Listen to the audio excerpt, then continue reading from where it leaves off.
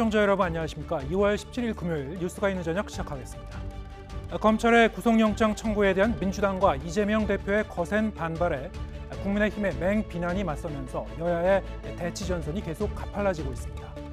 이재명 대표에 대한 체포동의안이 국회로 넘어오는 대로 오는 27일 전후로 본회의 표결이 예상되고 있는 가운데 화천대유 대주주 김만배 씨가 영장실질심사를 받고 또다시 구속의 기로에 섰는데요.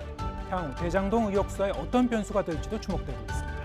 검찰의 이 대표에 대한 영장 청구로 이어지고 있는 정치적 파장은 잠시 뒤에 정가능 코너에서 다뤄보겠습니다. 검찰이 4천억 원대 배임과 100억 원대 뇌물 혐의로 이재명 민주당 대표의 구속영장을 청구하면서 시정농단이나 내로남불 같은 표현을 써 구속 필요성을 강조한 것으로 나타났습니다. 이 대표의 범행은 11년 이상 징역형이 선고돼야 하는 중대 범죄라고도 적었습니다. 먼저 나혜인 기자의 보도입니다. 검찰은 173쪽에 달하는 구속영장 청구서에서 표지와 구속사유 20쪽을 빼곤 모두 이재명 대표의 범죄 사실을 설명하는 데 썼습니다.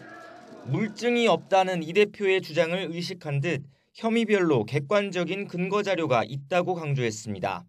보고서와 이메일, 자필 결제 서류 등을 근거로 이 대표가 대장동 개발 당시 성남도시개발공사 이익을 70%까지 확보하자는 실무진의 의견을 여러 차례 무시했다고 적었습니다. 택지 분양 이익만 4천억 원 넘는 것도 알았고 아파트 분양 수익도 가져올 수 있다고 보고받았지만 민간업자 뜻에 따른 의사결정을 지속하며 확정이익만 받고 포기했다는 겁니다. 공약인 1공단 공원화 사업과 공사 설립, 시장 재선에 도움을 받았기 때문에 임무를 저버리고 이익 독점을 용인했다고 봤습니다. 검찰은 시민구단인 성남FC 역시 이 대표의 정치적 자산을 위한 도구였다고 주장했습니다. 무리하게 인수한 구단이 부도 위기에 처하자 기업의 인허가 장사를 하며 운영자금을 뜯어냈다는 겁니다. 시가 해결해줄 기업의 현안과 대가를 흥정하는 논의가 내부 문서와 회의록, 이메일에 고스란히 적혀 있다고 부연했습니다. 이런 명확한 증거를 관련자 모두가 인정하는데 이 대표와 정진상 전 실장, 김만배 씨 딱 3명만 부인하고 있다고 강조했습니다.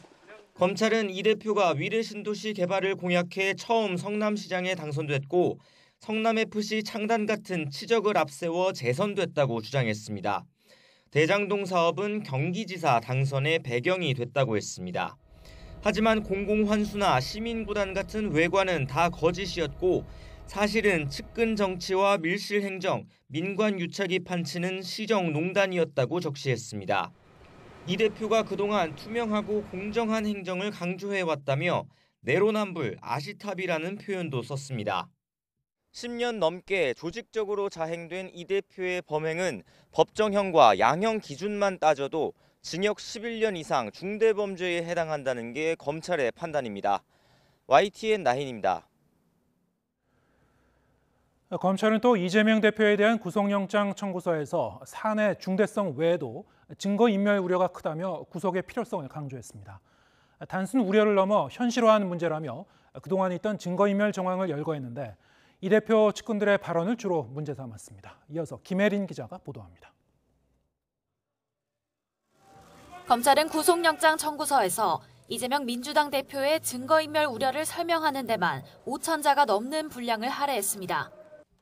단순 우려 차원이 아닌 이미 현실화한 문제라며 이 대표 최측근들의 은폐 정황을 조목조목 지적했습니다. 먼저 정진상 전 정무조정실장의 구속 전 피의자 신문 당시 발언을 문제 삼았습니다. 검찰 조사에 협조한 성남시 공무원들에 대해 정권만 바뀌면 진술서 100장을 받을 수 있다고 말한 사실을 거론하며 정치적 영향력을 바탕으로 진실을 은폐해왔고 앞으로도 그럴 수 있다는 자신감의 발현이라고 적시했습니다. 최근 불거진 정성호 의원의 회유 논란 역시 영장 청구서에 담겼습니다. 검찰은 정 의원이 정 전 실장 등에게 당신이나 김용이나 이재명이나 결정적인 증거가 없다고만 하면 이재명이 대통령이 되는 것이라고 말하며 실체를 은폐하도록 종용했다고 적었습니다. 이러한 증거인멸 시도가 실제로 성과를 거두면서 수사 초기 범행 전모가 드러나지 않았다는 지적도 담겼습니다. 검찰은 정 전 실장이 유동규 전 본부장에게 휴대전화를 버리라고 하거나 지난해 10월 압수수색을 앞두고는 국회 사무실 PC를 초기화했다고 적시했습니다. 또 김용 전 부원장이 쓰레기라도 먹고 입원하라고 시키며 유 전 본부장의 검찰 출석을 막고 유 전 본부장이 선임하지도 않은 가짜 변호사를 보내 수사 분위기를 살피려 했다고 설명했습니다. 이 대표의 결재 서명이 담긴 주요 문건들이 고속도로변 배수구에 버려져 있었다는 점도 근거가 됐습니다.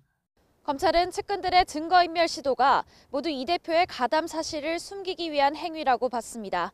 또 우리나라 최고 정치 권력자인 이 대표가 영향력을 바탕으로 추가 증거인멸을 시도할 가능성이 크다며 구속 필요성을 재차 강조했습니다. YTN 김혜린입니다.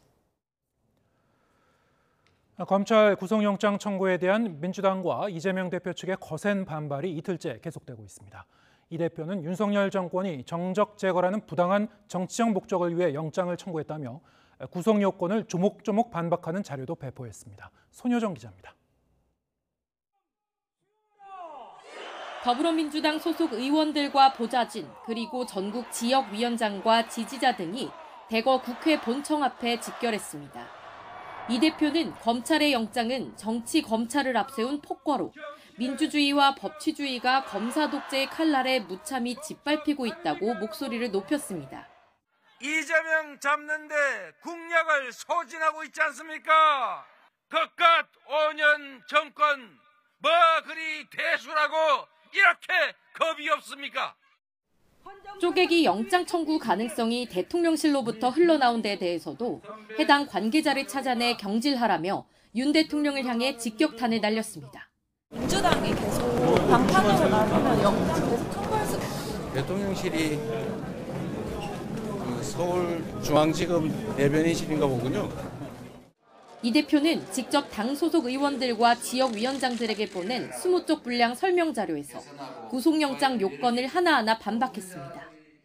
특히 피의자에겐 진술을 거부할 권리가 있는데 자신의 진술 방식이나 내용을 문제 삼아 영장을 청구한 건 명백한 형사소송법 위반이라고 했고, 대장동 사건에서 이 대표에게 어떻게 범죄 관련 돈이 흘러갔는지, 대장동 일당의 번복된 진술 외에 그 어떤 신빙성 있는 증거도 없다고 꼬집었습니다.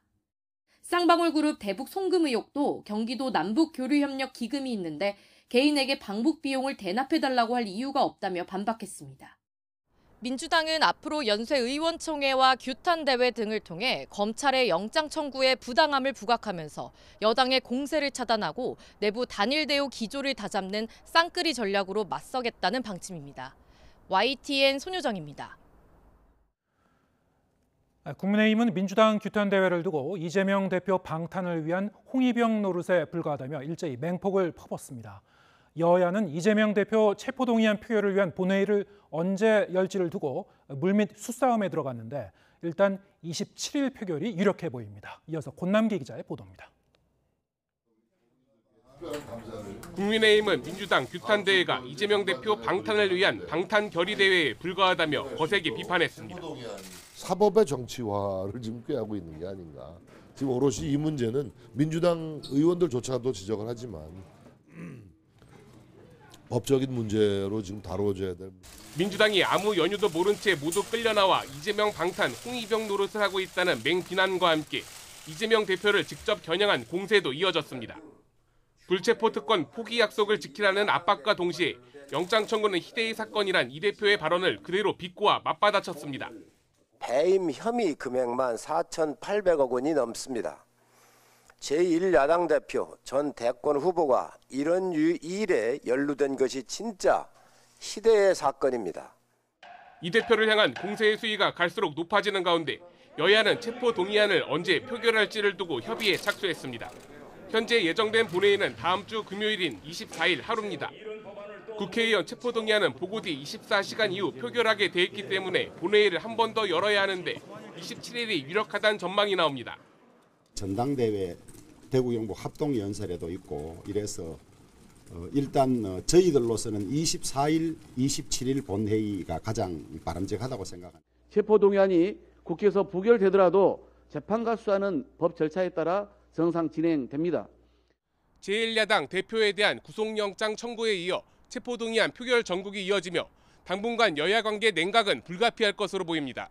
YTN 권남기입니다. 화천대유 대주주 김만배 씨가 대장동 범죄 수익을 은닉한 혐의로 또다시 구속의 갈림길에 섰습니다. 김 씨의 구속 여부는 이른바 50억 클럽 의혹에 대한 검찰 수사뿐만 아니라 구속영장이 청구된 이재명 민주당 대표 수사에도 영향을 끼칠 전망입니다. 홍민기 기자의 보도입니다. 화천대유 대주주 김만배 씨가 구속 전 피의자 신문을 받기 위해 법원으로 들어섭니다. 재작년 11월 배임 등 혐의로 구속 기소됐다가 기한을 채우고 풀려난 뒤 석 달 만에 다시 구속 갈림길에 선 겁니다. 50억 클럽을 로비 목적으로 은닉하신 거예요? 김 씨는 재작년 10월부터 340억 원에 달하는 범죄 수익을 수표로 뽑아 차명 오피스텔과 대여 금고 등에 숨긴 혐의를 받습니다. 지인들에게 대장동 사건 증거가 저장된 휴대전화를 태워버리게 하고 법원의 추징 보전 명령이 떨어지자 142억 원어치 수표를 숨기도록 한 혐의도 받습니다. 장시간 이어진 신문에서 검찰은 김 씨의 증거인멸 행위와 함께 지난해 12월 극단적 선택 시도 등도 거론하며 구속 필요성을 강조한 것으로 전해졌습니다. 반면 김 씨 측은 혐의를 부인하며 불구속 상태로 남은 수사와 재판을 받게 해달라고 호소한 것으로 알려졌습니다. 앞서 검찰은 김 씨에 대한 구속영장 청구가 로비 의혹 수사의 일환이라고 설명하기도 했습니다. 김 씨의 범죄 수익이 이른바 50억 클럽 로비 자금으로 흘러갔는지 등을 추적한다는 건데 김 씨 신병 확보에 성공한다면 관련 수사가 변곡점을 맞을 수도 있습니다. 아들 퇴직금 50억 원에 대해 뇌물 혐의 무죄 판결을 받은 곽상도 전 의원 항소심도 마찬가지입니다. 특히 구속영장이 발부될 경우 이재명 민주당 대표에 대한 김 씨의 입장에 변화가 있을지도 주목할 부분입니다. 검찰은 이 대표의 구속영장 청구서에 정진상 전 정무조정실장과 김 씨를 제외하곤 다른 공범들은 모두 유착 과정에 이 대표의 지시 승인이 있었다고 인정한다고 강조하기도 했습니다. 측근들이 대선 자금 8억여 원을 받은 혐의나 개발이익 428억 원을 약속받은 혐의는 이 대표 구속영장 청구서의 범죄 사실로 적시되진 않았는데 김 씨 신병 확보로 관련 수사에 영향을 미칠지도 주목됩니다. YTN 홍민기입니다. 국민의힘 당권 경쟁에서 거친 언사와 함께 투기 의혹까지 불거지자 결국 당 선관위가 공개 경고에 나섰습니다. 하지만 김기현 안철수 후보는 민주당 출신답다거나 또 박근혜 대통령 탄핵에 찬성했다는 말을 주고받으면서 난타전을 이어갔습니다. 김경수 기자가 보도합니다. 지난 15일 황교안 후보가 김기현 후보 사퇴를 촉구하며 언급한 땅 투기 의혹 파장이 연일 이어지고 있습니다. 의혹을 제대로 해명하라며 안철수 후보까지 가세하자 김 후보 측은 가짜뉴스로 흑색 선전한다고 발끈했습니다. 다른 사람이 나쁜 짓을 하면 나도 해야 된다고 하는 그런 사고방식이라면 당대표가 될 자격이 없습니다. 김 후보는 당 선거관리위원회에 엄중한 조치를 촉구하며 안 후보의 공개 사과를 요구했습니다. 그러자 안 후보 측은 오히려 김 후보가 본인 의혹의 방탄용으로 선관위를 끌어들인다며 날을 세웠습니다. 부동산 의혹에 휩싸인다면 내년 총선에서는 절대로 이기기 힘듭니다. 그래서 이 문제는 그냥 넘어가서는 안 됩니다. 김기현, 안철수 두 후보는 민주당 DNA나 박근혜 탄핵 찬성 같은 표현까지 써가며 충돌했습니다. 민주당식 가짜뉴스를 퍼뜨리면서 우리 전당대회를 진흙탕으로 만들고 있는데 이것은 민주당 출신다운 행태가 아닐 수 없습니다. 박근혜 대통령 탄핵에 대해서 찬성하신 분이 저는 김기현 대표로 알고 있습니다. 그런 분이 또 그런 말씀하신다는 거는 저는 말이 안 된다고 생각합니다. 후보들 사이 신경전이 과열되자 결국 당 선관위가 근거 없는 비방과 무분별한 의혹 제기를 중단하라며 경고장을 날렸습니다. 이런 행위가 앞으로 지속될 경우에는 당은 당규에 따르는 엄중한 직접적인 제재를 후보들 간 과열 경쟁이 전당대회 흥행에는 도움이 됐다는 평가도 있지만 격한 집안 싸움의 후유증을 걱정하는 목소리 역시 커지고 있습니다. YTN 김경수입니다. 네, 이른바 TV조선 재승인 의혹과 관련해 당시 재승인 심사위원장을 맡았던 윤모 교수가 구속 갈림길에 섰습니다. 앞서 방송통신위원회 간부들을 잇따라 구속한 검찰은 이제 한상혁 방통위원장을 정조준하고 있습니다. 황보혜경 기자가 보도합니다.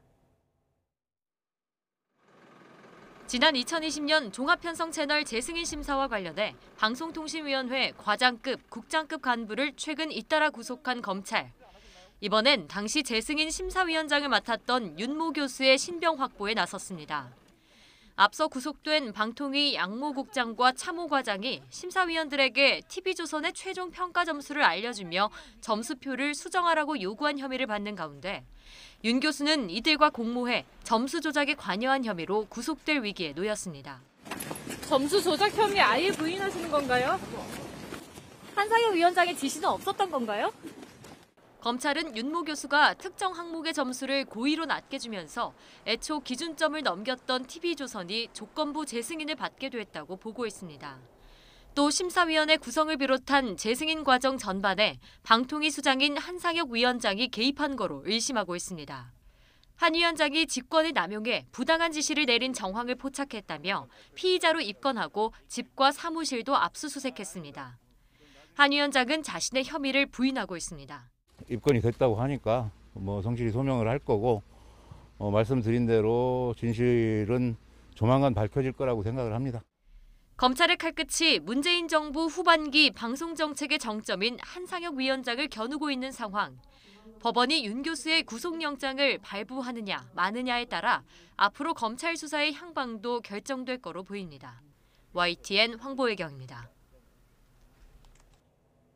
윤석열 대통령이 민주당 주도로 강행처리 절차에 들어간 양곡관리법 등 핵심 쟁점 법안들에 대해서 한꺼번에 거부권을 행사하는 방안을 고려하고 있습니다. 이 거대 야당의 입법 독주를 막기 위한 최소한의 방어라는 게 대통령실의 입장입니다. 조은지 기자입니다. 파업으로 인한 손해배상 청구를 제한하는 내용의 노동조합법 개정안 이른바 노란봉투법이 국회 환경노동위원회 안건조정위를 통과했습니다. 노동자를 휴대폰을 해주세요, 밖에서! 아니, 몇 달 동안 가만히 있다가 이제서 왜 그러세요?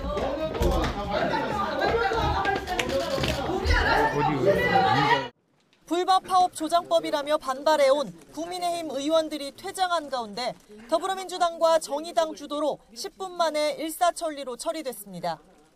야당은 오는 21일 환노위 전체회의를 거쳐 여당 위원장이 버티는 법사위를 건너뛰고 바로 본회의 회부를 추진할 것으로 보입니다.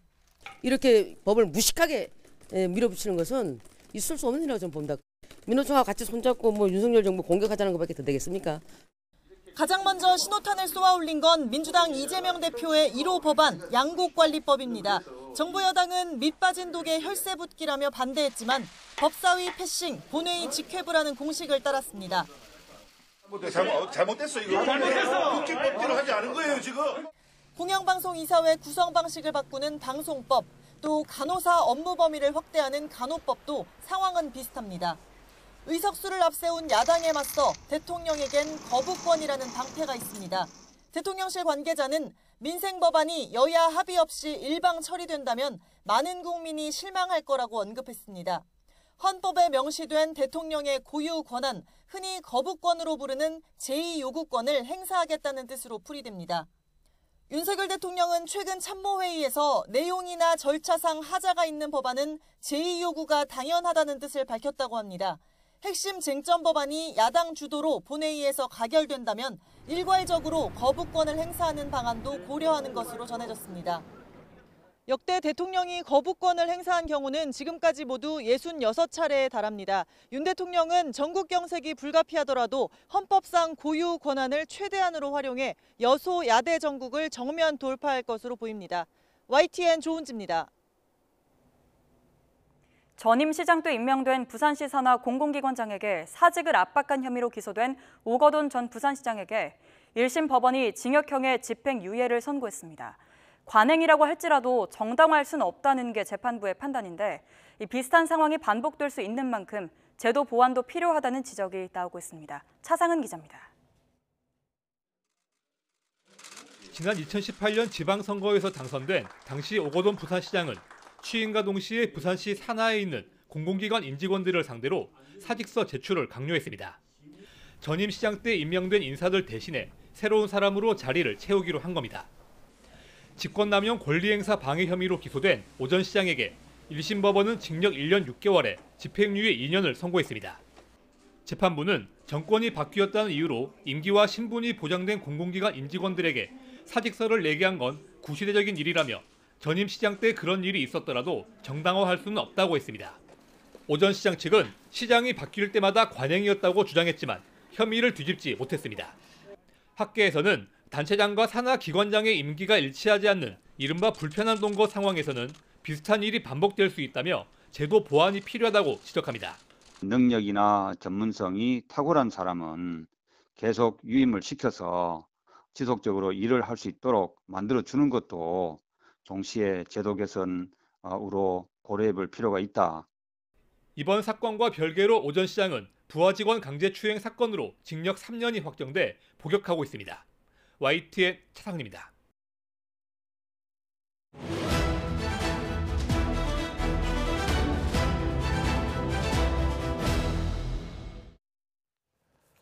네, 오늘의 정치권 소식, 정치가 있는 저녁 정관은에서 김재섭 국민의힘 도봉구갑 당협위원장 그리고 김효은 더불어민주당 전 부대변인 두 분과 함께 짚어보겠습니다. 안녕하세요. 네, 안녕하세요. 어서 오세요. 자, 어제 오늘 여야 간의 이제 공방전, 여론전이 아주 치열합니다. 이 대표에 대한 구속영장이 청구되면서 앞으로도 당분간 이런 상황이 좀 계속되지 않을까 싶은데 언어의 수위 그리고 표현이 점점 더 세지고 독해지고 그런 것 같아요. 오늘 이제 민주당이 국회 본청 앞에서 대거 규탄 대회를 열기도 했었죠. 일단 이제 민주당 쪽에서 어떤 취지로 하신 거고 앞으로 어떻게 끌고 가실 건지 일단 민주당 쪽에 먼저 여쭤보겠습니다. 오늘 이제 그 행사 이름이 윤석열 정권 검사 독재 규탄대회였습니다. 네. 오늘만 한 게 아니라 지난번에도 한번 했었고요. 민주당에서는 지금 윤석열 정부가 이렇게 이재명 당대표를 정치적으로 몰아가고 있고 야당 파괴, 이것은 이제 검찰 독재 정권이라고 규정을 한 겁니다. 그러니까 이재명 대표에 대한 그 수사뿐만 아니라 지금 윤석열 정부가 작년에 출범을 하면서 전반적으로 보여지는 것들이 매우 검찰권을 남용하면서 이 국가 공권력을 국민을 위해 사용하지 않는다. 이런 기본적인 생각이 있습니다. 오늘 이재명 대표가 정말 격하게 인사말에서 발언을 했는데 정치가 무엇인가라는 근본적인 질문을 던졌습니다. 국민을 위해 써야 되는 정치 권력을 사적으로 쓰고 있다. 그래서 민생이 이렇게 파탄이 났는데 물가를 잡지 왜 이재명을 잡느냐 이런 얘기도 했었고요. 마지막으로 검찰 독재에 대한 경고를 했습니다. 대한민국이 퇴행할 수 없다. 이렇기 때문에 오늘 이제 이런 규탄 대회를 시작해서 아마 전국적으로 이 규탄 대회가 있을 거고요. 국민들한테 충분히 설명하는 그런 자리들이 계속 이어질 것으로 보입니다. 사실상 이제 2차 그 장외 투쟁 시동을 거는 거 아니냐. 그래서 다음 주 주말에는 2차로 또 대규모 장외 집회를 지금 검토하고 있는 거 아니냐 이런 얘기도 나오는데 그런 것도 좀 가닥을 잡아가고 있습니까? 그러니까 이제 꼭 우리가 장외 집회 투쟁 이런 거로 규정하기보다는 지금 윤석열 정권이 민주당과 전면전을 선포한 거거든요. 구속영장을 청구함으로써. 그렇기 때문에 민주당 입장에서는 이거에 대해서 싸워 나갈 수밖에 없는 그런 상황입니다. 예. 지금 이제 민주당 쪽에서 이제 전쟁이 시작됐다 이렇게 보는 것 같습니다. 국민의힘에서는 어떻게 보고 계신지요? 그러니까 검찰이 정당한 절차에 의해서 구속영장을 발부하고 이재명 대표를 소환하는 것이 전쟁이라고 보면 검찰은 아무런 수사도 하면 안 되겠죠. 저는 정해진 절차에 의해 이재명 대표에 대한 수사, 그다음에 이제 재판 과정까지 나아가고 있는 과정이라고 생각이 되고요. 지금 앞에 이제 본청 앞에 가득 메웠더라고요. 파란 물결로 가득 메웠는데 저는 이 모습을 연출한 것은 당연히 그 민주당 내 내부 단속의 목적이 있다고 생각합니다. 이재명 대표는 절대로 특히 이재명 대표를 포함한 이른바 친명계 인사들은 절대로 이게 가결될 가능성이 없다라고 점을 치고 있는 것 같은데 마음속으로는 굉장히 불안해하는 것 같아요. 얼마 전에 조정식 의원이 공개적인 발언에서 공천 얘기를 꺼냈거든요. 이제 사무총장의 직을 갖고 있는 조정식 의원이 앞으로 선거가 1년도 넘게 남은 상황에서 공천 얘기를 굳이 꺼낸다고 하는 것은 이른바 비명계들을 표단속을 하겠다라는 목적으로 전 해석이 됐었습니다. 왜냐하면 지금 비명계가 만약에 여기서 가결적으로 이탈표가 생긴다고 했을 때 이재명 대표가 실제로 그 체포동의안이 가결될 가능성들이 분명히 있기 때문에 공천 걱정하지 말고 이재명 대표 리더십을 좀 믿어주십시오라는 메시지로 저는 조정식 의원의 메시지를 이해를 했거든요. 그만큼 지도부에서는 이재명 대표에 대한 체포동의안이 가결될 가능성들을 상당 부분 염려를 하고 있는 것 같습니다. 근데 그 염려가 지도부만 할 것은 아닌 것 같고 민주당 전체에도 이런 불안감이 고조되고 있을 텐데 그런 상황 속에서 아니다, 이재명 대표 리더십 아직 있다, 견고하다, 민주당을 끌고 갈 수 있다, 이런 모습들을 내부적으로도 보여줘야 될 테고 국민들께도 보여줘야 될 테기 때문에 저는 이 시기에 맞춰서 이렇게 파란 물결로 쫙 그 이재명 대표의 뒤를 지키면서 이재명 대표 리더십이 아직까지는 공고하다라는 메시지를 국민들께 주고 싶어 했던 게 아닌가라고 생각이 듭니다. 네. 국민의힘 쪽에서는 결국 이제 이런 전반적인 모습 자체가 국회로 체포동의안이 넘어올 경우에 이제 이탈표가 좀 생기지 않을까, 그런 그 불안감의 이제 방증일 수 있다, 이렇게 좀 해석을 하신 것 같고요. 실제로 그렇게 좀 이탈표가 이른바 이제 28표 이상 생기면은 좀 위험해질 수 있다. 이제 민주당 이렇게 계산할 수밖에 없죠. 배제할 수 없다고 보십니까? 어떻게 전망하고 계신지요? 그런데 뭐 이전에 이제 계속 그런 얘기가 나오지 않습니까? 아마 이제 민주당 내의 어떤 분열을 또 노리는 분들의 희망사항일 수도 있고요. 그런데 구속영장을 청구할 거다라는 게 예상이 됐지만 막상 구속영장을 청구하는 거는 민주당 내 사람들한테 굉장히 충격입니다. 이재명 대표를 지지하든 안 하든 간에요.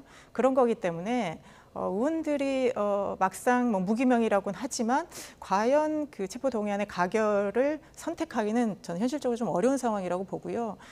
이 가결과 부결이 결과가 어떻게 당에 앞으로 요동을 칠지, 그리고 국민들 정서한테 어떻게 미칠지에 대해서 저는 예측이 불가능한 상황이거든요. 그러니까 네. 하나의 어떤 이익을 예상을 하고 부결로 가자, 가결로 가자, 이렇게 선택하기가 상당히 어려운 상황이기 때문에 저는 의원들은 양심과 상식에 따라 소신 있게 투표를 할 것이고요. 아마 부결될 확률이 거의 높다, 저는 그렇게 보고 있습니다. 당론보다는 이제 의원의 자율적으로 자율에 맡겨서 무기명 투표를 하더라도 결국에 이제 부결 쪽으로 갈 것이다. 국민의힘도 사실은 부결 가능성을 높게 보고 있는 거죠. 네, 그럼요. 부결이 저도 될 거라고는 생각합니다. 네. 근데 그 20몇 표, 많게는 30표 정도가 생각보다 많은 표는 아니고 민주당 내에서도 이재명 대표에 대한 리더십을 비판하시는 분들이 제법 있는 상황이고요. 그다음에 정의당이 가결시키기로 당론을 정했다라고 하더라도 그 안에서 또 부결이 있을 수도 있고 가결이 있을 수도 있고 표 계산이 좀 어렵거든요. 그러다 보니까 아무래도 좀 불안감이 분명히 있을 테고, 그런 의미에서 이렇게 좀 저는 표 단속을 좀 한다고 보는데, 개인적으로 봐도 민주당이 이를 가결시킬 가능성은 거의 없고 부결시킬 거라고 보고 있습니다. 네. 이제 가결이건 부결이건 민주당이 이제 만약에 이제 체포동의안이 넘어왔을 때 부결시켰다라고 했을 때 여론에서 어떻게 받아들일지 여러 가지 그 부분에 대해서도 우려하는 그런 기류도 있을 것 같습니다. 그런데 이제 체포동의안이라는 것 자체가 이재명 대표가 구속이 되느냐 안 되느냐 이런 거지, 앞으로의 모든 거는 이제 재판을 통해서 드러나기 때문에 이재명 대표의 체포동의안을 부결시켰다고 해서 민주당 의원들이 아니면 국회에서 이재명 대표에 대해서 결사 이렇게 방탄을 했다, 그렇게 보기는 어렵거든요. 어차피 지금까지 검찰이 나온 것, 이런 수사했던 부분들은 계속 언론을 통해서 나왔지 않습니까? 지금 대장동이나 다른 거 관련해서 거의 한 1년 이상 끌었는데 명확하게 잡히는 게 없는 상황입니다. 그렇기 때문에 오히려 국민들은 인신 어떤 구속 여부와 무관하게 앞으로 그러면 법정에서 이런 것들이 좀 명확히 다뤄졌으면 좋겠다, 그걸 더 받을 것 같기 때문에 딱히 부결이라고 해서 그게 엄청나게 여론에 부담이 있다라고 좀 보기는 어렵고요. 그럼 만약에 가결이 됐을 때 과연 그러면 민주당 내의 후폭풍이랄까, 이런 것들도 상당히 예측하기 어렵기 때문에 저는 국민 여론에 그렇게 심각한 영향을, 물론 국민 여론에 영향은 주겠지만 그거 자체가 이재명 대표의 앞으로 그 재판과 관련해서 면죄부를 주는 건 아니기 때문에 그거는 구분해서 볼 수 있지 않을까, 그렇게 생각합니다. 저는 꽤 역풍이 불 거라고 생각합니다. 애초에 지금 임시회가 열리는 것도 생소하거든요. 물론 민주당이 이제 국회 임시회를 열 때 목적은 민생이라는 큰 명분을 두긴 했지만은, 사실 민주당이 이재명 대표가 취임한 이후에 정기회 때도 민생이 계속 가려지고 제대로 메시지가 안 나오고 이재명 대표의 사법 리스크로 온통 그 민생이라고 하는 것이 다 덮어져 버렸거든요. 근데 굳이 임시회를 열어서 다시 한번 민생 카드를 꺼낸다는 게, 정기회 때도 안 이루어진 민생이 과연 임시회 때 이루어질 것인가라는 의문이 당연히 있었고, 그러다 보니까 당연히 지금 임시회 자체가 이재명 대표에 대한 방탄을 위해서 어쩔 수 없이 울며 겨자 먹기로 열어놓은 것이 아니냐라는 비판이 그전부터 있었습니다. 근데 그 임시회에 심지어 체포동의안까지 부결시킨다 그러면, 이것은 이재명 대표가 체포동의안이 국회에 보고될 것을 알고 이미 임시회를 개최를 해서 부결시키는 시나리오로, 그대로 우리가 예측했던 그대로 시나리오 갈 거기 때문에 저는 이재명 대표의 리더십이 상당히 부분 흔들릴 거라고 생각하고 그것은 고스란히 민주당에게 역풍으로 전 작용할 거라고 봅니다. 자, 이재명 대표 한 분만 지금 체포동의안에 올라왔던 것은 아니지 않습니까? 작년에 노웅래 의원도 체포동의안이 부결되면서 그 당시에도 비판 많았거든요. 뭐 현금 다발이 발견이 되고 그 상황 속에서도 어떻게 이걸 부결시키냐라는 국민 여론이 당시에도 있었는데 과연 이재명 대표에 대한 부결, 그 다음에 이것으로 끝나지 않을 거고 앞으로 있으면 쌍방울에 대한 뭐 구속영장이 또 청구될 가능성도 있고요. 앞으로 최소 2-3번 정도가 더 이뤄질 수 있는데 그때마다 그럼 부결시킬 수도 없을 노릇이고요. 이제 민주당 입장에서 아마 굉장히 많은 고민을 할 텐데 그래서 저는 부결을 시키겠지만 분명히 역풍은 올 거라고 생각합니다. 지적하신 대로 이제 다른 사건 수사가 줄줄이 기다리고 있고 또 다음 달부터는 당장 민주당 그 이재명 대표가 재판에 이제 참석해야 되는 자리가 좀 늘어납니다. 당장.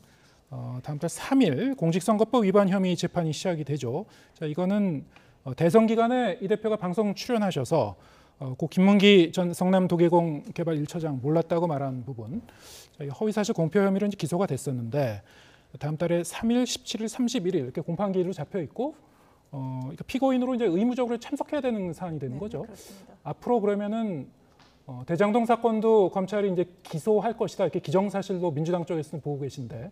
그럼 또 재판 참석해야 되는 일이 생기고 여러 가지로 좀 부담스러워질 것 같아요. 어떻게 계획을 잡고 계신지요?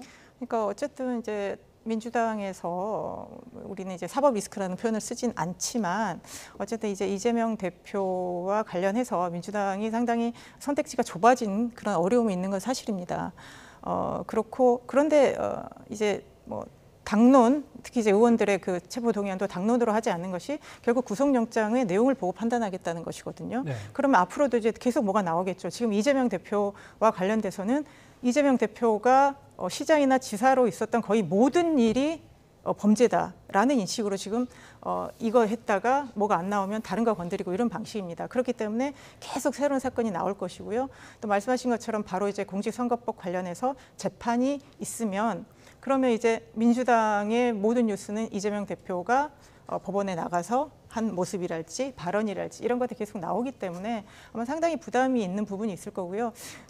그 부분에 대해서는 이재명 대표가 본인의 이 일이기도 하지만 또 민주당 당 대표로서 전체 민주당에 미친 영향도 있기 때문에 아마 좀 현명하게 이런 것들을 뭐 당무나 이런 걸 조정해 가면서 잘 대처해야 되지 않을까. 아마 이재명 대표 어깨가 점점 더 무거워지는 그런 시기가 더 다가오고 있는 것 같습니다. 네, 민주당 쪽에서도 이제 좀 부담스러운 부분이 있을 것이다. 이제 인정을 하고 계시고 이게 결국에는 여러 사건과 맞물려서 앞으로 이제 재판에 출석하는 그런 빈도도 높아지고 그러면은. 장기전으로 가는 거거든요. 이게 단기간에 이제 끝낼 수 있는 사안이 아니고 국민의힘에서는 어떻게 보고 계신지요?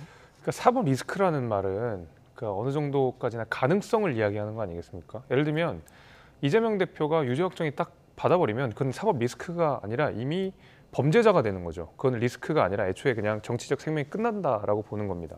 근데 리스크라고 부르는 것은 어디까지나 이재명 대표가 유죄 판결을 받을 가능성 때문에 정치적으로 불안하다라는 이야기가 사법 리스크라는 것이거든요.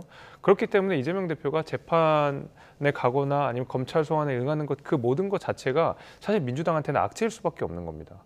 그래서 유죄 판단이 나오든 무죄 판단이 나오든 어쨌든 이런 혐의에 연루가 되어서 이런저런 좋지 않은 모습들을 보여주는 게 민주당 입장에서는 좋을 게 하나도 없다라고 생각이 되고 실제로 아마 시청자분들 기억하시겠지만은 이재명 대표가 100일 취임식까지 뭘 했는지 기억하는 분들 거의 없을 거라고 생각합니다.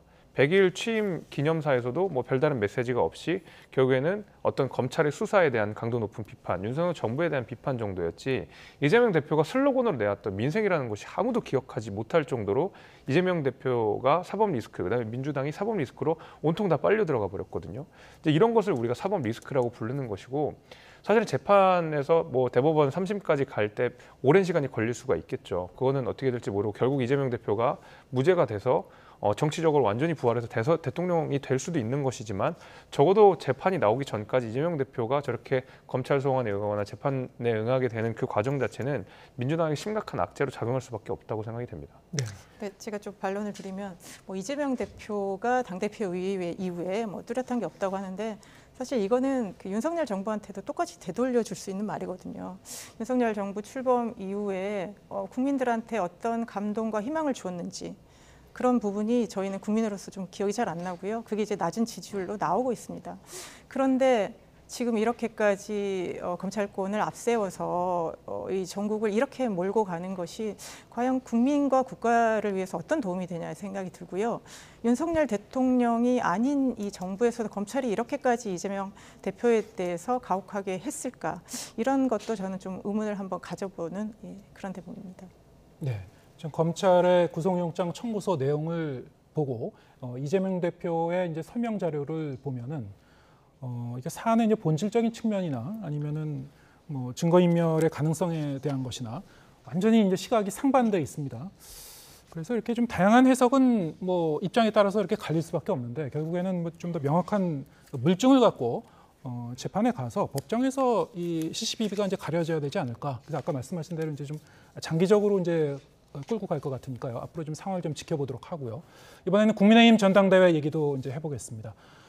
김기현 후보의 이른바 이제 울산 KTX 시세 차익 의혹, 자, 이거를 두고 설전이 좀 이어지고 있습니다. TV 토론에서 원래 황교안 후보가 이 점 이제 문제 제기를 했었죠. 여기에 대해서는 좀 어떻게 보고 계신지요, 당내에서? 뭐 이제 전당대회 열기가 뜨거워진다 이렇게 생각이 되고, 그러니까 지금 김기현 의원이 지지율 1위를 달리다 보니까 아무래도 이런 네거티브, 그다음에 뭐 당내 비판 이런 것들이 아마 김기현 의원한테 쏟아질 수밖에 없는 상황이라고 생각합니다.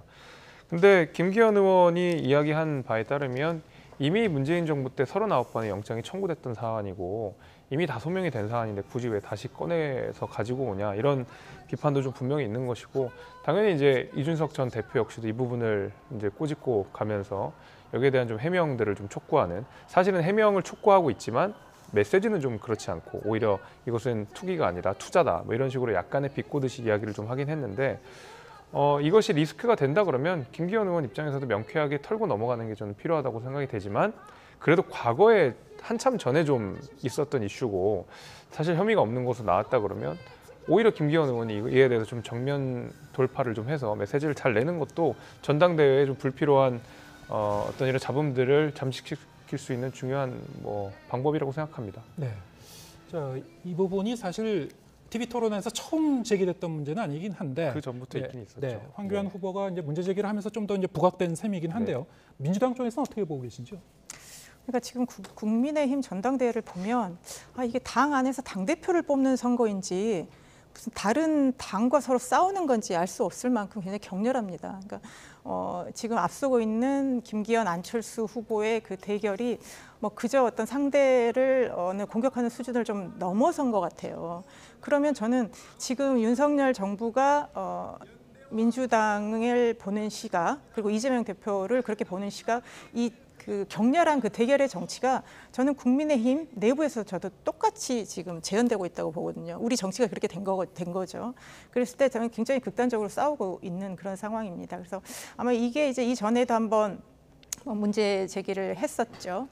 그런데 이 부분은 뭐 이제 민주당, 그러니까 뭐 국민의힘 안에서 해명이 돼야 될 건데, 저는 김기현 의원이 왜 끄떡하면 민주당을 걸고 넘어지는지 모르겠어요. 그러니까 황교안 대표가 투기 의혹을 제기하니까 그러면 민주당에서 왔습니까? 이렇게 얘기를 하고, 안철수 또 후보에 대해서는 민주당 DNA가 있으니까 하는 건데, 아니 김기현 후보는 본인이 이거에 대해서 설명을 하면 되는데 마치 무슨 그 본인의 유리한데 민주당을 끌어들여서 이렇게 회피하려고 하는 것은 굉장히 좀 바람직하지 못하고요. 본인이 뭔가 이거에 대해서 해명을 하고 넘어가야 되지 않겠습니까? 네. 자기 안에서 그러면 전당대회 내내 저 땅 투기를 했냐 안 했냐, 그리고 심지어 뭐 저쪽에서 마치 대장동 사건처럼 안에서 그렇게 보고 있다면 이거는 당내의 전당대회로서는 매우 건강하지 못하고 좀 위험한 수준이 아닌가, 좀 그렇게 보여집니다. 네. 지금 컷오프 통과한 그 당대표 후보 4명 간의 이제 공방전이 이제 갈수록 뜨거워질 텐데, 아까 말씀하신 대로 이제 이 KTX 관련 이 토지 투기 시세 차익 의혹에 대해서는 이번을 계기로 좀 더 명확한 이제 해명을 하고 넘어가는 그런 기회가 될 수도 있을 것이다. 이제 이렇게 이제 말씀하신 거고요. 그런데 좀 저희가 평소에 정치인들의 발언을 보면은 그 액면 그대로 좀 이해하기가 좀 어려운 그런 부분들이 있죠. 그래서 저희 코너에 출연하시는 다른 이제 시사평론가 분들도 정치인의 언어는 좀 번역기가 필요하다 이렇게 말씀하시는 분도 있는데, 황교안 후보의 얘기를 들어보면은 김기현 후보와 연대도 가능하다, 가능성을 열어두고, 하지만 또 다른 한편으로는 이러한 그 본인이 제기한 의혹과 관련해서 정의는 또 바로 잡아야 된다, 이렇게 얘기를 하고 있습니다. 좀 애매모호하게 들리기도 하는데요. 이런 거 어떻게 보고 계신지요? 제가 생각하기에는 만약에 연대를 언급하면서 KTX 노선 변경 얘기를 꺼낸다 그러면 단일화를 할 때 내 몫을 크게 챙기겠다, 이걸로 저는 해석이 됩니다. 그러니까 지금 지지율이 황교안 대표가 뭐 3위, 4위 이렇게 머물고 계신데, 현실적으로 내가 당대표가 되기 어렵다 그러면 예를 들면 차기 공천에서 어떤 본인의 지분 내지는 본인의 공천 같은 것들을 확실하게 챙겨가는 몫으로 파이를 크게 만드는 어떤 전략으로서 KTX, 뭐 어떻게 보면 김기현 의원한테는 아픈 부분일 수 있는 부분을 세게 던졌다고 생각이 되고요. 그렇지만은 저는 김기현 후보 입장에서 황교안 후보와의 단일화는 전혀 도움이 되지 않을 거라고 생각합니다. 왜냐하면 황교안 후보가 지금 4위까지 올라간 데에는 어떤 뭐 여당으로서 무엇을 해야 되느냐 이런 것들로 4위 안으로 들었다라기보다는 끊임없이 부정선거를 주장하셨거든요. 근데 부정선거를 지금 국내 여당의 전당대회 안으로 끌어와가지고 사실 판이 굉장히 혼탁하게 된 면도 분명히 있습니다. 그것을 가져와서 4위 안에 들어온 황교안 후보와 단일화를 한다고 했을 때 오히려 저는 김기현 후보의 지지율 상승에 발목을 잡을 수도 있다고 생각하고, 혹은 당대표가 되고 난 이후에도 그것이 계속 끊임없이 발목 잡을 수 있다고 생각합니다. 저는 그런 의미에서 황교안 후보는 나름의 배팅을 세게 던진 것 같은데 김기현 후보가 이걸 받아서도 안 되고 저는 받을 거라고 생각하지도 않습니다. 지금까지 양상을 보면은 김기현, 안철수, 천하람, 황교안 후보 4명 중에서 1차 투표로 승기를 잡고 결정을 지을 만큼 어떤 그 대세를 굳혔다라고 보기엔 아직 여론조사는 좀 다양하게 결과가 좀 나오고 있는 것 같고요. 앞으로 남은 기간 동안에 정말 정책과 비전으로 좀 선의 경쟁을 하는 모습을 좀 기대해 보겠습니다. 오늘 말씀은 여기까지 듣겠습니다. 김재석 국민의힘 도봉구갑 당협위원장, 그리고 김효은 더불어민주당 전 부대변인 두 분과 함께했습니다. 고맙습니다.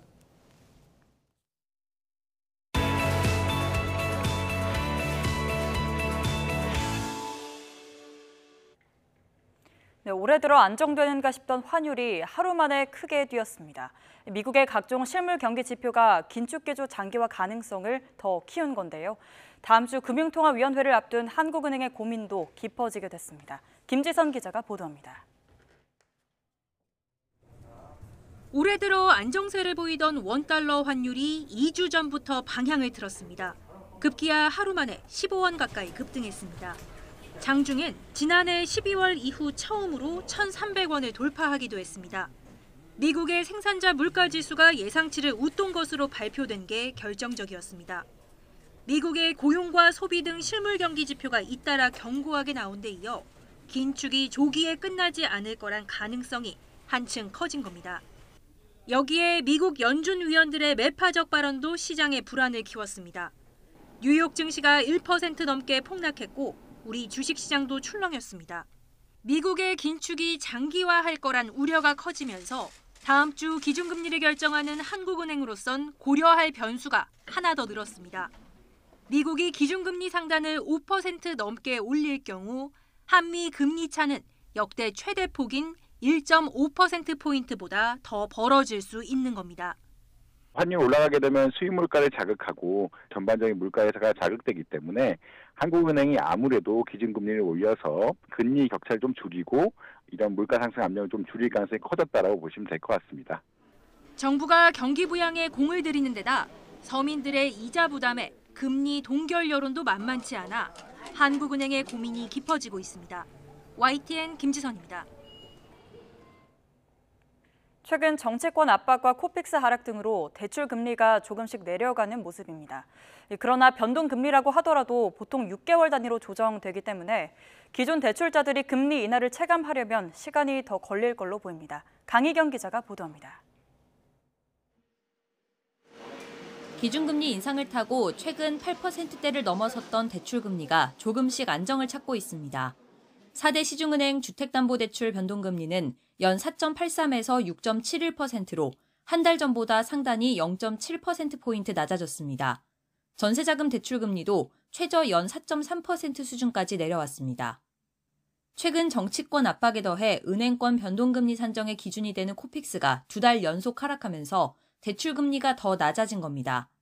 이렇게 낮아진 대출금리는 새로 대출을 받으려는 사람들에게 곧바로 적용됩니다. 그러나 기존 대출자들이 대출금리 인하를 체감하려면 다소 시간이 걸릴 것으로 보입니다. 변동금리라 하더라도 보통 6개월에 한 번씩 바뀌는 구조이기 때문입니다.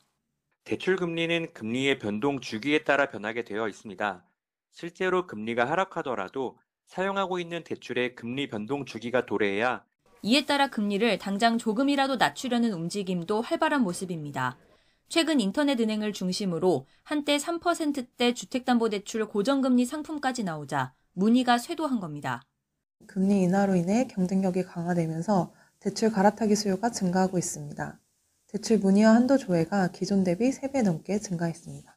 초반 흥행에 성공한 특례보금자리론의 금리가 조정될지도 관심입니다. 특례보금자리론은 연 3에서 4%대 고정금리가 적용되는데 출시 직전에 금리를 0.5%포인트 낮추면서 신청 규모가 초반 일주일 만에 10조 원을 돌파하기도 했습니다. 지금 이런 식으로 되면 민간 은행에서 받는 일반 대출, 주택담보대출의 이자가 특례보금자리론의 그 고정금리 대출 이자보다 오히려 낮아질 가능성이 생겼습니다. 한국주택금융공사는 조만간 회의를 열고 시장 상황 등을 고려해 다음 달 적용금리를 최종 결정할 예정이라고 설명했습니다. YTN 강희경입니다. 20년 넘는 미제 사건이던 대전 권총은행 강도 살인 사건의 범인들이 지난해 검거됐었죠. 1심 법원은 주범인 이승만에게 무기징역을, 또 공범인 이정학에게는 징역 20년을 선고했습니다. 양동훈 기자입니다. 지난 2001년 대전 둔산동은행에서 은행 직원이 권총으로 목숨을 잃고 현금 3억 원을 도난당한 사건. 대전지방법원은 강도살인 혐의로 재판에 넘겨진 주범 이승만에게 무기징역을, 공범 이정학에게 징역 20년을 선고했습니다. 20년 넘게 붙잡히지 않았던 이들은 불법 게임장에서 발견된 담배꽁초 DNA가 범행 때 확보된 DNA와 일치한다는 사실이 확인되면서 지난해 검거됐습니다. 저로 인해서 피해를 받으신 경찰관분 운명을 달리하신 피해자분께 진심으로 죄송하다는 말씀을 올리고 싶습니다. 죄송합니다. 극적으로 범인 검거에 성공했지만 수사는 쉽지 않았습니다. 경찰의 범행 전체를 자백했던 주범이 검찰 수사에서 총을 쏘지 않았다며 말을 바꿨기 때문입니다. 오랜 시간이 지나 범행에 쓰인 권총이나 차량, CCTV 영상 등 직접 증거가 거의 남아있지 않은 상황에 법원이 진술에 의존한 공소 내용을 얼마나 인정할지가 관심이었습니다. 법원은 이승만이 범행을 주도하고 총을 직접 쐈다는 검찰 공소 사실을 모두 유죄로 인정했습니다. 공범이 검거 이후부터 범행 일체를 일관되게 진술해왔고 증인 진술 내용이나 당시 정황과도 부합하기 때문에 신빙성을 충분히 인정할 수 있다고 판단했습니다. 특히 주범은 강도 목적으로 살상력이 높은 권총을 이용해 조준 사격을 했고 이로 인해 사회의 안정과 평안에 큰 위험을 일으켜 비난 가능성이 더 크다고 밝혔습니다. 공범 이정학의 경우 20여 년 만에 사건의 진실을 이해할 수 있게 경위를 모두 자백하고 진술한 점이 양형에 반영됐습니다. 주범 이승만에게 사형, 이정학에게 무기징역을 구형했던 검찰은 판결문을 면밀하게 검토한 뒤 항소 여부를 결정할 방침입니다. YTN 양동훈입니다.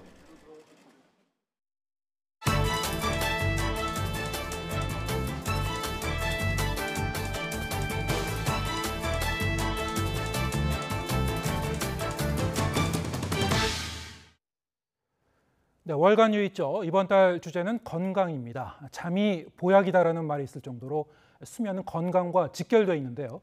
하지만 한국인들의 수면 시간은 세계에서 최하위권에 머물고 있습니다. 잠에 인색한 우리 사회의 다양한 모습을 권희범 PD가 들여다봤습니다.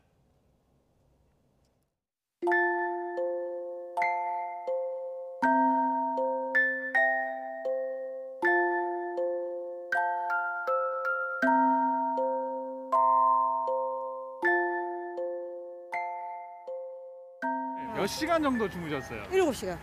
평소 3, 4시간 정도 자는 것 같아요. 12시부터 6시까지 잤어요. 한 4시간 정도 잔 것 같아요. 5시간에서 4시간 반? 피곤해요. 한국인의 수면 시간은 전 세계에서 가장 짧은 나라 1, 2등을 다투고 있습니다. 7시간 미만이 이제 선진국은 30%인데 우리나라는 44% 정도가 되고 있고요. 세계적으로 수면이 굉장히 부족한 나라에 속한다고 볼 수 있습니다. 세계보건기구가 권장하는 성인의 적정 수면 시간은 7시간에서 9시간. 나이와 개인의 상황에 따라 다르지만 한국인의 수면 시간은 대부분 여기에 한참 못 미칩니다. 잠들지 못하는 대한민국. 한국인의 수면 부족은 어릴 때부터 시작됩니다. 밤 9시가 넘어 방문한 대치동 학원가는 10시가 넘어도 인파가 끊이질 않습니다. 충분히 자야 할 성장기에 7시간이 넘게 잠을 자는 학생은 드뭅니다. 보통 학원 몇 시에 끝나요? 10시에 끝나요. 카페인의 영향도 있어서 한 2, 3시쯤 자는 것 같아요. 숙제하다가 놀고 자는 거죠. 그렇게 해서 1시, 2시에 자고? 네. 안 졸려요? 학교 가서 자야죠. 베개만 있으면 바로 잘 수 있습니다. 잠은 죽어서인가? 좀 일찍 자야겠다 이런 생각은 안 해요? 안 피곤해요? 생각은 하는데 생각만 해요. 이게 학원 늦게 끝나고 다음날까지 해야 되는 일이 많아가지고 이게 한 2시쯤 자는 게 패턴이 돼버려가지고 이게 빨리 자고 싶어도 이게 힘들더라고요. 평균 2시쯤. 성인이 돼도 수면 시간은 크게 달라지지 않습니다. 대기업에 근무하는 권가린 씨는 수면 시간이 4시간을 넘지 않는다고 하는데요. 퇴근 후 만난 동료들도 사정은 비슷합니다. 나 평소에 잠을 많이 안 자. 얼마나 잠 주무시는데요? 내가 평소에 잠을 한 5시간 반? 아, 육아 때문에 애 보고, 애 재우고 10시. 10시부터 12시까지는 나 좀 놀아야지. 너 얼마나 자? 너도 별로 안 자잖아. 난 4시간, 5시간 자지. 뭐해, 너는 그러면? 왜? 나는 스포츠 봐야 돼서. 아, 진짜 이유가 그거야? 새벽에 스포츠를 하니까. 권 씨는 현재 대학원을 다니고 있는데 취미 생활 등 남들이 하는 것들도 놓치고 싶지 않아 잠을 줄일 수밖에 없다고 하는데요. 이렇게 대학원과 회사 일을 병행하면서 운동하면서 골프 치는 거 치고 싶고 친구들을 다 만나려고 하면은 뭔가를 포기해야 되는 게 맞다고 생각하거든요. 근데 그러려면 저는 그냥 잠을 포기하겠다. 평균 수면 시간이 3시간 반 정도? 오늘도 잠 못 드는 권 씨. 하고 싶고 해야 할 게 많은 권 씨에게 잠은 언제나 삶의 우선순위에서 뒤로 밀려나 있습니다. 지금 주어진 시간을 너무 게으르게 쓴 건 아닌가? 약간 이렇게 생각이 들어서 많이 못 자는 것 같아요.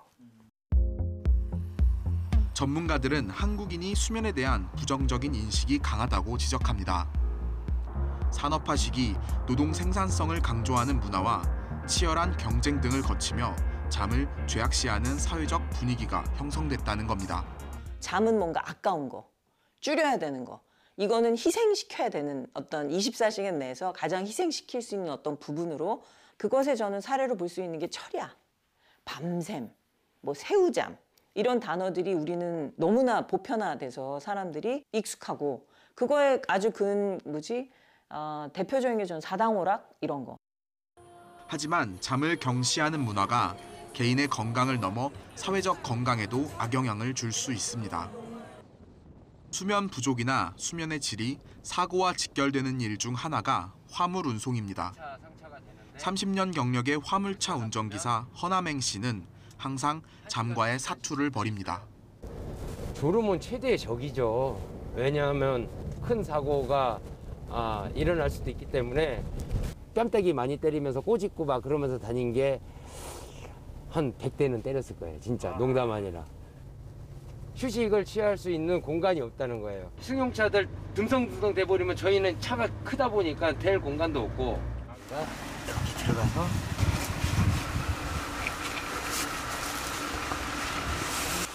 이렇게 하고 쉽니다.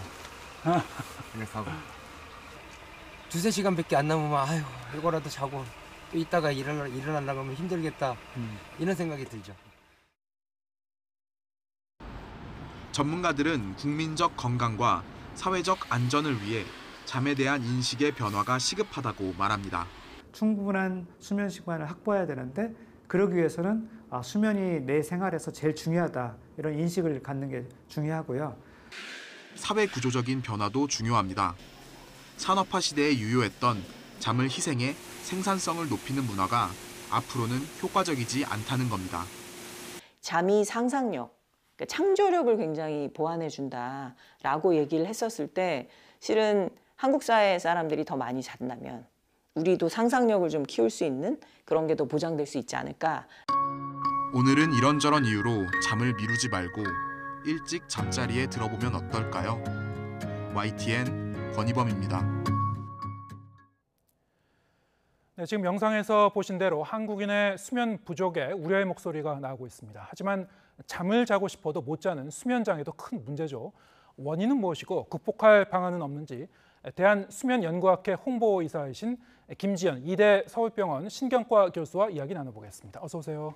안녕하세요. 네, 앞서 저희는 리포트에서도 봤습니다만 OECD 30개국 중에서 대한민국의 평균 수면 시간이 가장 적다고 하고요. 이게 이제 수면 부족과 수면 장애는 좀 구분해 갖고 보긴 해야 될 것 같은데 일단 잠을 충분히 안 자는 사람도 상당히 많다는 거죠. 그럼요. 그러니까 그리고 잠을 못 자는 사람도 많고요. 그럼요. 예. 네, 맞습니다. 그러니까 수면 부족과 수면 불면증은 확실히 다른데요.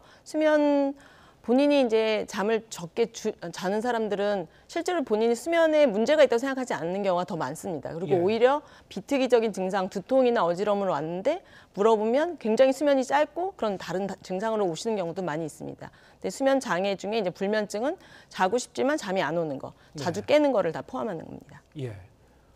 그러니까 수면 부족과 수면 장애를 좀 나눠 갖고 얘기를 해봤는데 제가 앞서 사회의 어떤 문화적인 맥락에서 이제 분석을 해보면은 수면을 많이 취하는 걸 좀 죄악시해서 수면을 이제 적게 취하려고 하는 학생들, 직장인들 있을 수 있습니다만 그와 별도로 내가 자고 싶은데도 잠이 잘 안 오시는 분들 지금 말씀하신 대로 이제 여러 가지 수면 장애 유형이 있겠습니다만 본인은 나는 하루에 잠을 한두 시간밖에 못 자 아니면 그것도 못 자 하지만은 사실은 더 많이 잤을 가능성도 있다는 얘기군요. 네, 그래서 불면증 중에서 이제 본인이 이제 잠이 들기 어렵고 자주 깨고 아침에 일찍 깨는 내가 원하는 시간보다 그게 모두 다 불면증이고요.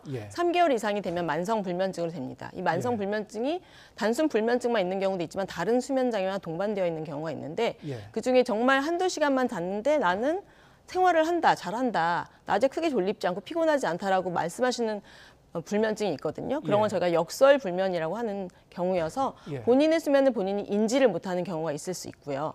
아니면 수면의 질이 정말 좋지 않아서 수면을 그렇게만 잤다고 생각하지만 검사를 해보면 굉장히 수면의 질이 나쁜 수면을 뭐 대여섯 시간 자지만 나는 한두 시간만 이제 잔다고 느끼는 거죠. 이제 그럴 때는 낮에 굉장히 졸립다고 느끼거나 피곤함을 많이 느끼실 수 있습니다. 예. 수면 장애라고 하면은 내가 잠자리에 들었는데 쉽게 잠에 들지 못하는 경우, 그리고 잠을 자다가 이제 중간에 이제 쉽게 깨는 분들이 있을 수도 있고요. 아침에 잘 일어나지 못하는 분들도 있을 수 있고, 뭐 여러 가지 유형이 있을 것 같습니다. 네네네. 그래서 이제 불면증 중에서 아침에 못 일어나는 경우를 말씀하셨는데, 이제 늦게까지 잠이 안 오는데 아침에 일어나기 어려운 경우는 불면증 중에서도 저희가 일주기 리듬 수면 장애라고 해서 늦게 자고 늦게 일어나는 일단 올빼미형 패턴을 말씀드릴 수 있고요. 근데 일반적인 그냥 만성 불면증 환자분들은 잠도 안 오고 자주 깨고 아침에도 일찍 깬다 이렇게 말씀하시는 분들이 제일 많긴 합니다. 네. 물론 이제 가장 중요한 거는 본인이 좀 만성적으로 수면 장애가 있다고 느끼면은 일단 병원에 가서 정확한 진단을 받는 게 중요하긴 할 것 같은데요. 네네네. 본인이 생각할 때는 상당히 좀 주관적이지 않습니까? 지금 말씀하신 대로 나는 잠자리에 들었는데 한 30분이 지나도 잠이 안 온다라든가 1시간이 지나도 잠이 안 온다라든가 어느 정도로 이제 가늠해 볼 수 있을까요? 실제로는 본인이 수면에 만족하지 않고 잠들기가 어렵거나 그걸로 인해서 주관에 문제가 있다고 하면 저희가 수면 장애로 치료를 합니다. 뭐 그 컷오프는 없고요. 근데 이제 영국 컷오프는 30분이라고 되어 있긴 한데 나는 잘 자는 뭐 시간은 크게 딱 나와 있지는 않고요. 본인이 느끼시는 게 제일 중요합니다. 그렇군요. 예. 자, 그러면은 병원에 가서 이제 진단을 받게 되면은 이거는 좀 치료를 요구하는 이제 수면 장애라고 했을 때는 뭐 치료법이 여러 가지가 있을 것 같습니다. 어떻게 치료를 하게 되나요? 근데 불면에 초점을 맞추면 일단은 약물 치료가 있을 거고요. 수면제를 쓸 수 있고 또 그 불면의 원인이 다른 수면 장애와 연관돼 있다면 예를 들어 다리가 저려서 잠이 잘 안 오는 하지불안증 같은 경우면 그거에 맞는 뭐 하지불안증 약을 쓴다거나 할 수 있고요. 늦게 자고 늦게 일어나는 그런 패턴이면 일반 수면제가 아닌 우리 머리에서 나오는 멜라토닌이라는 호르몬을 미리 주는 그런 약물 치료를 할 수 있게 됩니다. 그리고 환자분이 특히 불면증이 있는 분들은 우울증이 동반되어 있는 경우가 많기 때문에 우울증 약물 치료를 같이 하는 경우도 많이 있고요. 근데 이런 불면증 중에서도 혹시 이제 다른 이런 그러니까 약물 치료 외에 워낙 이제 만성으로 해서 약물 약대로 먹고 있지만 여전히 잠을 못 자는 분들이 많이 있거든요. 네. 이제 그럴 때 이제 비약물 치료를 저희가 권하게 되고 실제로 3개월 이상의 만성 불면증에서는 이런 비약물 치료인 인지행동 치료라고 하는 거를 저희가 예. 권유해서 진행을 하게 됩니다. 인지행동 치료도 있고 이제 약물 치료 방법도 네, 있고 같이 양쪽으로 하게 갈 되죠. 수가 있군요. 네네네. 흔히 밤에 잠을 잘 못 드시는 분들 네. 예민한 분 아닌가? 심리적인 요인도 있을 수 있지 않은가 생각하는데 네네. 심리적 요인 그리고 다른 요인 다 있을 수 있다는 얘기인가요? 네네. 그리고 일단은 어떤 요인으로 시작을 했던 간에 습관이 돼버리시면 예. 나는 이상하게 졸려요. 졸린데 들어가면 잠이 달아나는 이런 이제 조건 각성이라고 하는 게 생겨서 예. 졸립다가도 잠이 달아나서 결국에는 다시 또 나오고 그래서 TV 같은 거 틀어놓고 좀 졸다가 끄고 자려면 잠이 안 오고 이런 패턴이 많이 오거든요. 예. 그래서 저희가 이런 불면증이 있는 분들은 특히 또 잠을 못 자니까 오늘 좀 일찍 가서 누워야지 잠이 안 오니까 아침까지 누워 있어야지 이런 이제 수면 시간을 길게 잠자리에 누워 있는 시간을 길게 하는 경우가 많은데 굉장히 나쁜 습관이고요. 네. 원래 본인이 주무셨던 시간에 들어가고 그리고 이제 원래 일어났던 시간에 일어나는 게 제일 좋고 만약에 잠이 안 오면 저희가 이것도 일종의 행동 치료인데 자려고 애쓰지 말고 밖으로 나와라. 나와서 본인을 이완시킬 수 있는 다른 일을 하다가 졸리면 다시 들어가라. 이런 거를 권유드립니다.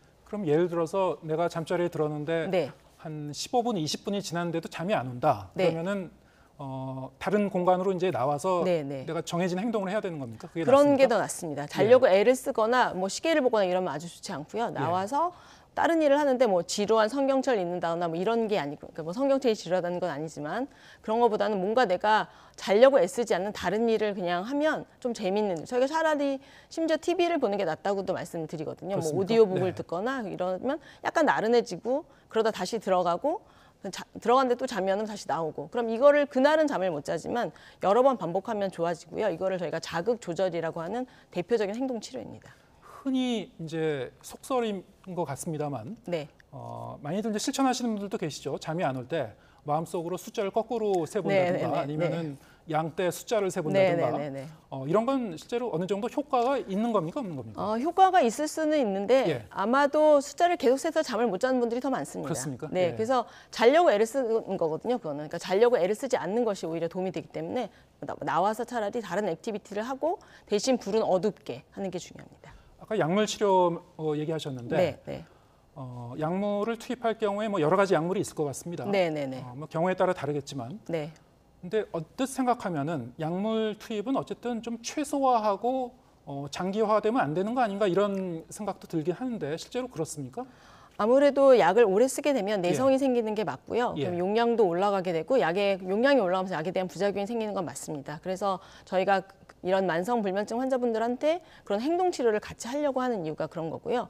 많은 만성 불면증 환자분들이 본인은 인지를 못하지만 실은 이제 수면 무호흡증 같은 게 동반돼 있는 경우도 있거든요. 예. 그래서 이제 이렇게 치료가 잘 되지 않는 불면증 환자분들은 수면다운 검사를 해서 수면 무호흡이 동반됐으면 같이 치료를 하는 경우에 약물을 끊거나 그리고 수면의 질을 더 좋게 하는 그런 게 가능합니다. 불면증뿐만이 아니고 이른바 이제 수면 무호흡증. 네, 네. 이것도 이제 수면 장애를 일부로 그렇죠. 보고 아주 같이 치료를 해야 되는 대표적인 거군요. 네, 그렇습니다.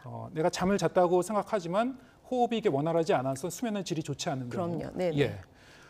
그러면은 이 약물을 투입할 때 뭐 수면제라든가 네. 멜라토닌이라든가 네, 뭐 항우울제라든가 여러 가지를 투입하겠습니다만 네, 네, 네. 혹시 부작용의 우려는 없습니까? 부작용의 우려가 있습니다. 그래서 예. 저희가 설명을 드릴 때 너무 낮에, 그러니까 부작용은 대표적으로는 낮에 너무 졸리거나 늘어진다. 예. 그런 게 있을 수 있고요. 그리고 이제 일부 불면증 약 수면제들은 먹고 나면 몽유병처럼 돌아다닌다거나 예. 밤에 나이가 일어나서 뭘 먹었는데 기억을 못하거나 이런 그런 부작용이 있을 수 있거든요. 그래서 그런 걸 일단 설명을 드리고 있으면 이제 복용하지 말라고 말씀을 드리기도 하고요. 예. 그리고 약을 먹을 때 작용 시간을 생각해서 먹어야 되는데 환자분들이 이제 잠을 일찍 자려고 일찍 미리 먹거든요. 그러면 예. 효과가 없습니다. 오히려 본인이 잠이 들려고 하는 그 시간쯤, 예전에 잠이 들었던 그 시간쯤에 자기 직전에 드시는 게 효과적입니다. 예. 아무래도 이제 생활 관리도 중요할 것 같습니다. 네. 건강한 수면을 위해서 꼭 지켜야 되는 그런 생활 수칙이 있다면 뭐 좀 중요한 거 좀 소개해 주시죠. 네, 일단은 규칙적인 수면이 가장 중요합니다. 많은 사람들이 뭐 저를 포함해서도 주중에는 좀 일찍 일어나려고 하지만 주말에는 늦게 자고 늦게 일어나는 패턴을 많이 보이거든요. 그럼 이게 서너 시간 차이가 되면 그걸 저희가 사회적 시차라고 부르게 되고 내가 3시간 시차나는 어디 외국에 갔다가 바로 돌아오는 거로 생각하시면 되거든요. 그래서 그런 불규칙한 생활을 계속 유지하면 머리에 생체시계의 교란이 오기 때문에 잠을 방해하고 불면증이 생기기 때문에 규칙적인 생활이 일단 중요할 거고요. 그러니까 그건 주중 주말을 어느 정도는 맞추라는 거고, 그리고 낮에는 일단 햇빛을 많이 쏘는 게 중요합니다. 햇빛 외에 인공 조명도 밝은 게 좋고요. 저녁에는 8시 이후에는 좀 어두운 간접 조명을 사용하시는 것을 권유합니다. 그리고 카페인 뭐 다 아시겠지만 카페인은 하루에 한 잔 뭐 이 정도 하시는 게 좋겠고, 그리고 이렇게 늦게까지 카페인을 먹으면 잠은 자더라도 새벽에 일찍 깰 수 있습니다. 그리고 뭐 강한 규칙적인 운동과 낮잠은 지나치게 길게 주무시지 않는 게 좋습니다. 요즘 이제 야식하시는 분들도 많으신데, 그거는 수면에 그다지 좋은 영향은 주지 않겠죠? 너무 배불러서 잠을 못 잘 수도 있고요. 밤에 야식을 한다는 것 자체가 머릿속에 어쨌건 신호를 줘서 잠을 늦게 들게 만드는, 결국 내 머릿속의 시계에 지연시키는 역할을 하기 때문에 좋지 않습니다. 예, 알겠습니다. 오늘 말씀 여기까지 듣겠습니다. 김지연 이대 서울병원 신경과 교수와 함께했습니다. 고맙습니다. 감사합니다.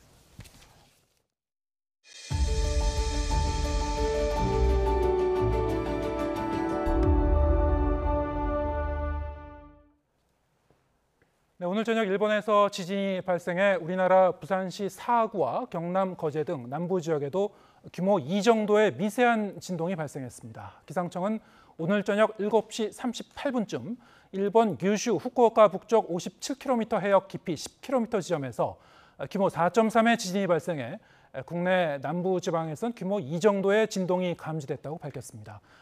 규모 2의 진동은 조용한 상태나 건물 위층에 있는 민감한 사람들만 진동을 느낄 수 있는 수준으로 지진으로 인한 국내에 발생한 피해는 없는 것으로 확인이 됐습니다. 보다 자세한 내용은 들어온 대로 다시 전해드리도록 하겠습니다. 네, 한미 두 나라가 다음 달 중순 자유의 방패 연합훈련을 시행하기로 했는데요. 잠잠하던 북한이 한미가 연합훈련을 실행하면 전례 없는 강력한 대응에 직면할 것이라고 위협하고 나섰습니다. 최두희 기자의 보도입니다. 북한의 도발 가능성에 대한 대비 태세 점검 차원에서 한미가 다음 달 중순 자유의 방패 연합훈련을 시행합니다. 연합훈련은 1, 2부 구분 없이 11일간 연속으로 진행되는데 실전적인 연습 시나리오를 적용한다는 게 특징입니다.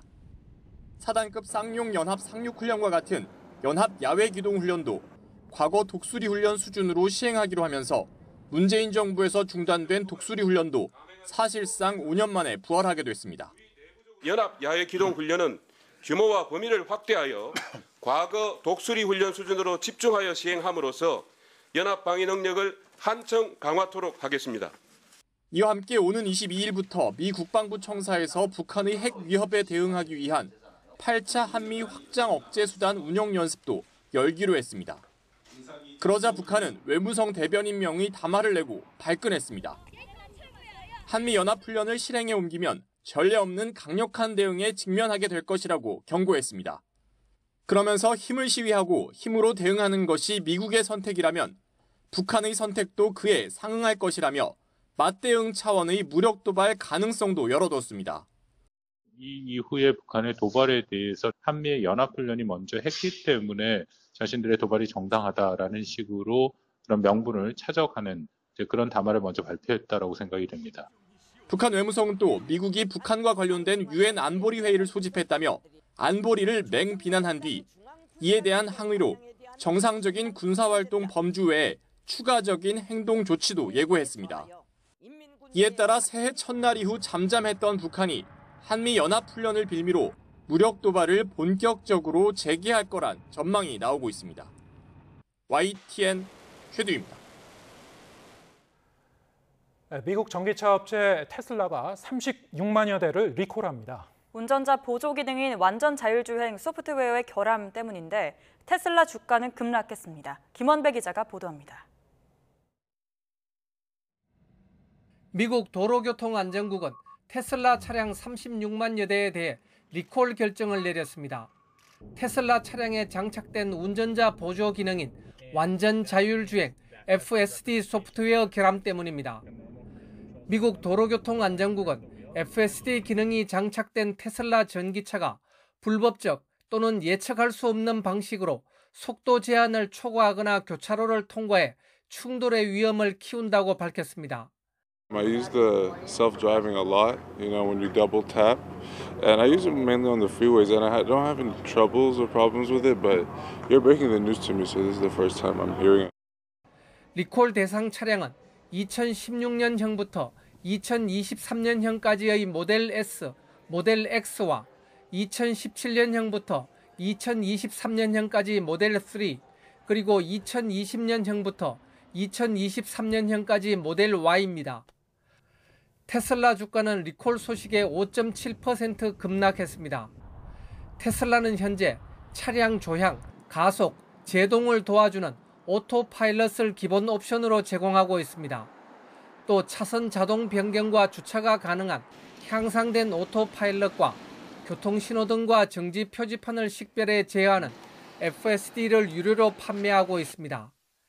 FSD와 오토파일럿은 주행을 돕는 보조장치에 불과하지만 테슬라는 이 기능을 완전 자율주행이란 표현을 동원해 허위 과장 광고를 했다는 비판을 받아왔습니다.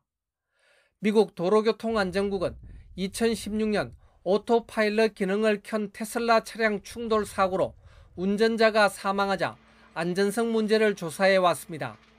현재까지 모두 19명이 숨진 오토파일럿 관련 35건 사고를 대상으로 정밀 조사를 진행했습니다. AP통신은 이번 리콜은 테슬라에 대한 당국의 대응 중 가장 심각한 조치라고 전했습니다. 일론 머스크 테슬라 최고 경영자는 이번 리콜에 대해 무선 소프트웨어 업데이트에 리콜이란 단어를 붙이는 것은 시대착오적이고 잘못됐다고 주장했습니다. YTN 김원배입니다. 국내 코로나19 확진자 수가 안정적으로 감소하는 가운데 정부가 다음 주부터 중국으로 가는 항공편을 늘리기로 했습니다. 또 중국발 입국자에 대한 방역 조치도 곧 완화될 전망입니다. 김연아 기자가 보도합니다. 한 달 전만 해도 중국에서 입국한 사람은 4-5명 중 1명이 코로나19 확진자였습니다. 중국이 제로 코로나 정책을 폐기하면서 확진자가 폭발적으로 증가한 겁니다. 하지만 1월 말부터는 양성자가 급격히 줄더니 이제는 2주 연속 1% 안팎에 머물고 있습니다. 이에 따라 정부는 한중간 국제선 항공편을 이달 말까지 80회로 늘리고 다음 달부터는 주 100회 운영해 추가 증편도 검토하기로 했습니다. 중국발 단기 입국자에 대한 입국 전후 PCR 검사 등 방역 강화 조치 종료 여부도 다음 주 확정합니다. 중국도 한국인에 대한 단기 비자 발급을 재개해 양국 교류는 빠르게 정상화할 전망입니다. 한 총리는 감염 안정세 지속 시 7일 격리 의무가 해제될 가능성도 시사했습니다. 조만간 코로나19 위기 경보 단계 하향과 감염병 등급 조정, 7일 격리 의무 전환, 마스크 착용 전면 해제 등 남아있는 방역 규제들에 대한 논의도 시작할 수 있을 것으로 기대합니다. 실내 마스크 착용 의무가 완화된 이후 10명 중 서너는 식당과 카페, 헬스장 등에서 마스크 착용을 줄였지만 국내 감염병 상황은 안정세를 이어가면서 5월로 예상되는 일상회복 준비 작업도 속도를 내는 모습입니다. 다만 인명피해 대다수가 60세 이상 고령층인데도 이가 백신 접종률이 좀채 올라가지 않는 점이 남은 고민입니다. YTN 김연아입니다. 네, 이번 주말과 휴일 극심한 가뭄에 시달리고 있는 남부지방에 단비가 내릴 것으로 보입니다. 하지만 전남 지방은 100mm가량의 비가 더 필요해서 완전한 가뭄 해갈은 힘들 전망입니다. 정혜윤 기자가 보도합니다. 바닥을 드러낸 전남 완도군 소안도 미라제 저수지. 무태서 온 긴급 급수 차량이 호수로 물을 쏟아냅니다. 가뭄이 심해지며 식수원인 미라제 저수율이 5%까지 떨어졌기 때문입니다. 광주도 물 부족이 심각합니다. 지난해부터 화순 동복댐 등 주요 상수원이 바닥을 드러내며 생활용수뿐 아니라 식수도 비상입니다. 전국에서 가장 가뭄이 심한 전남 지역은 최근 6개월 강수량이 391.1mm에 그쳤습니다. 평년보다 100mm가량 부족합니다. 특히 올해 1월 1일부터 2월 15일까지 46일 동안 비가 내리지 않은 무강수일수도 광주는 39일, 정읍은 36일에 달합니다. 지난해부터 남부지방으로는 메마른 날씨가 지속하면서 가뭄이 누적된 상태입니다. 특히 전남지방은 올해도 비다운 비가 내리지 않아 적은 양의 비라도 내려져야 하는 상황이죠. 밤부터 전남과 경남 지방을 시작으로 이번 주말과 휴일에는 남부지방에 겨울비치고 다소 많은 양의 비가 내릴 것으로 보입니다. 가뭄이 심각한 전남 지방에는 말 그대로 단비가 될 전망입니다. 하지만 완전 해갈에는 최고 100mm가 넘는 비가 필요해 이번 비도 역부족이라는 분석입니다. 남부지방에 특히 전남 쪽에 지속되고 있는 가뭄 상황에 해갈은 어렵겠지만 어느 정도 도움은 될 수 있는 그 정도 수준이라고 보시면 될 것 같고요. 기상청은 다음 달에도 강수량이 예년과 비슷하거나 적을 것으로 예상했습니다. 따라서 호남 지방의 기상 가뭄은 봄까지 계속되고 영남 지방도 가뭄 지역이 확대할 가능성이 큽니다. YTN 정혜윤입니다. 네, 오늘 뉴스가 있는 저녁은 여기서 인사드리겠습니다. 잠시 뒤에는 뉴스 퍼레이드가 이어집니다. 네, 저희는 다음 주 월요일 저녁 7시에 다시 찾아뵙겠습니다. 함께해 주신 여러분 고맙습니다.